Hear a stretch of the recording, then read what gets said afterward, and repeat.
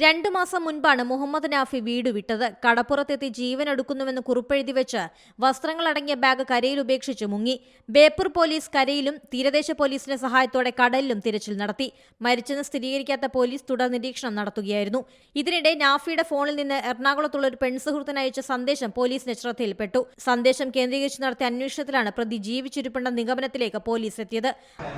ഈ കാണാതായ മുഹമ്മദ് നാഫി 24 വയസ്സ് എന്നയാള് 2 ദിവസം മുമ്പ് ടിയാന്റെ വീട്ടിൽ നിന്ന് പോയതാണെന്നും മറ്റുള്ള ആരുമായി യാതൊരു ബന്ധം ഉണ്ടായിട്ടില്ല എന്നും ടിയാന്റെ ഫോൺ സ്വിച്ച് ഓഫ് ആയ നിലയിലുമായിരുന്നു ഉണ്ടായിരുന്നത്.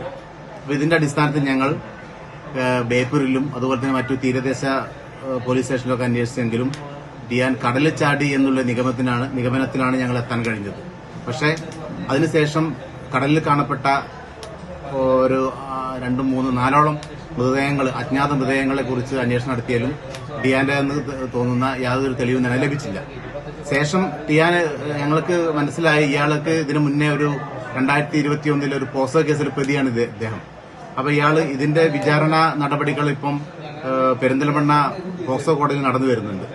അപ്പോൾ ഈ വിചാരണ നടപടിയിൽ ശിക്ഷ കിട്ടും എന്ന് ഉറപ്പായ മുഹമ്മദ് നാഫി ഈ ശിക്ഷയിൽ നിന്ന് താൽക്കാലികമായി രക്ഷപ്പെടുന്നതിന് വേണ്ടി ഒരു ആത്മഹത്യാ നാടകം ഒരുക്കുമായിരുന്നു എന്ന് ഞങ്ങൾക്ക് ഇതിൽ നിന്ന് ബോധ്യപ്പെട്ടു. ആലപ്പുഴയിൽ നിന്നാണ് പ്രതിയെ പിടിച്ചത്. ഒളിവിൽ പോയ ശേഷം വീട്ടുകാരുമായോ സുഹൃത്തുക്കളുമായോ ബന്ധപ്പെട്ടിരുന്നില്ല. നാഫി പ്രതിയായ പോക്സോ കേസിന്റെ വിചാരണ കോടതിയിൽ അന്തിമഘട്ടത്തിലാണ്. കേസിൽ നിന്ന് രക്ഷപ്പെടാനാണ് ജീവനൊടുക്കൽ നാടകം ആസൂത്രണം ചെയ്തതെന്ന് പോലീസ് പറയുന്നു. കാളികാവ് CI വി അനീഷിന്റെ നേതൃത്വത്തിലുള്ള പോലീസ് സംഘമാണ് മരണ തട്ടിപ്പുകാരനെ കുടുക്കിയത്. Zee Malayalam news, Malappuram. പുതിയ വാർത്തകളും വിശേഷങ്ങളും ഇനി വിരൽ തുമ്പിൽ.